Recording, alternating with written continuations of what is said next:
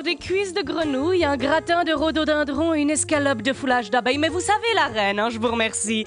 Pas de crouton, je fais le régime Kento. Voilà, on vous prendra la note tout de suite. Oui, on est un petit peu pressé, on doit se rendre au théâtre. Oui, le spectacle est à 20h. Comment, Simon, 19h? Oh, faut pas être en retard, c'est une première mondiale. Moi, j'adore la programmation de ce petit théâtre. J'étais allée la dernière fois avec mon ami, tu sais, l'avocat. Non, pas le notaire, ça c'est son frère. Oh, Jean-Luc Godard. Voilà Valérie, ça c'est un petit aperçu de ma soirée du week-end dernier où, comme tu l'as compris avec cette superbe introduction, je me suis rendue au théâtre, et ceci pour mon simple plaisir. Non, en vrai, c'est parce que j'avais un pote à moi qui jouait.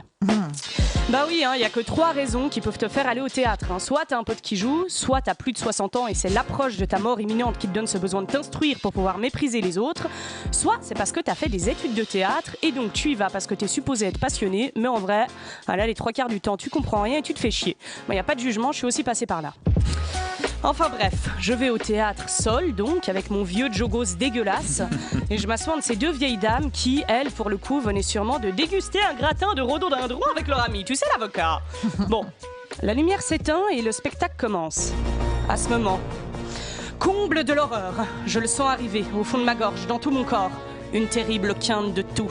Absolument impardonnable dans cette situation. Et puisque je suis suisse et que ma peur de déranger est presque phobique, je reste plantée sur ma chaise dans cette salle totalement silencieuse à lâcher des discrets... Tu fais mal. Là, je suis tellement contractée par cette toux en train littéralement d'imploser en moi que je fais un malaise vagal et je m'évanouis. Sauf qu'en fait, j'étais au premier rang. Du coup, je suis tombée sur la scène. Alors à ce moment, évidemment, il y a le comédien qui s'arrête de jouer, qui vient vers moi, qui tente de me réanimer. Mais le problème, c'est que ma mort, elle était tellement théâtrale que les spectateurs, ils ont pas compris que ça faisait pas partie du spectacle. Alors quand j'ai repris connaissance, je me suis retrouvée face à une ovation d'applause. Et je sais ce que vous êtes tous en train de dire, mais cette histoire est invraisemblable et ne tient pas du tout la route. Eh ben, laissez-moi vous dire que vous avez entièrement raison. Eh ben ouais, en vrai, je me suis levée comme une merde. J'ai forcé une rangée entière de spectateurs à faire pareil. J'ai trébuché sur tout le monde, dans le noir. Je me suis pété la gueule dans les escaliers. Mais tout ça, c'était sans compter sur l'arrivée de mon héros. Oh, mon héros. Le directeur du théâtre. Ce bel homme dans la fleur de l'âge, avec cet air suffisant, tellement charmant. Une veste de costard, qui cachait très difficilement son dad body et une haleine irrésistible de mauvais vin et de whisky. En me voyant galérer entre toutes ces rangées, il vient me secourir. Il m'attrape la main fougueusement, m'emmène en dehors du théâtre et me tend une bouteille d'eau. Là, pendant que je tousse ma grosse race à moitié morte sur la moquette d'entrée du théâtre, il s'agenouille devant moi, m'attrape les mains à nouveau et me dit à 2 centimètres de mon visage avec cette douce voix suave: « Mademoiselle, vous avez fait une quinte de tout. Vous avez réussi à quitter la pièce sans trop déranger les acteurs. Vous êtes très courageuse. La bouteille d'eau, je vous la offre. Ça me fait vraiment plaisir. » Hein? Mais j'étais en train de cracher des glaires sur ta moquette dégueulasse. Tu voulais quoi?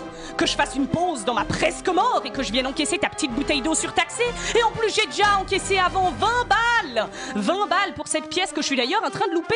Mais avec 20 balles, mon Dieu, j'aurais pu adopter un petit chaton et avoir un meilleur ami pendant 18 ans. Mais non! Au lieu de ça, je suis à terre dans un hall d'entrée en train d'avoir une proximité physique vraiment très dérangeante avec un quinquagénaire qui porte des chaussures à pointe, putain!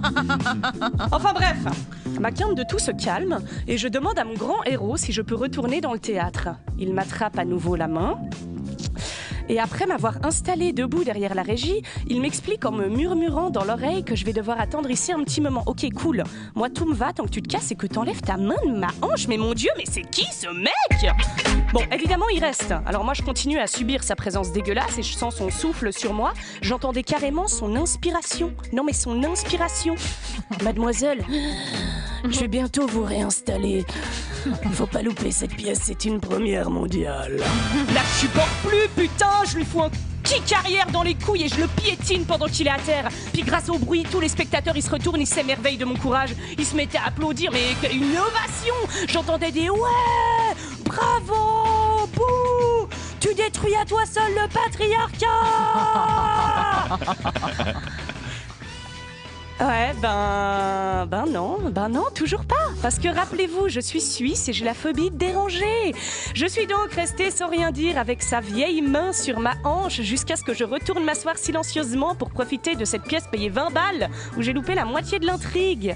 Mais quelle délicieuse manière de passer son samedi soir. Mais au final, bon, si ça se trouve, ce monsieur, il était peut-être juste vraiment très très inquiet pour moi.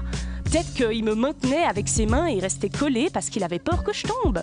Peut-être qu'il m'a offert de l'eau comme on le ferait avec un pauvre koala qu'on sauve d'un feu parce que son empathie était juste sans limite. Peut-être qu'il s'est vraiment investi dans cette quinte de tout parce qu'elle pouvait être fatale et qu'une jeune femme en péril doit toujours être secourue par un vieil homme alcoolique. C'est bien connu, Valérie. Mais bon, de toute manière, voilà, il avait 50 ans, un petit foulard autour du cou et des chaussures à pointe. Alors quoi qu'il en soit, il ne méritait pas de vivre.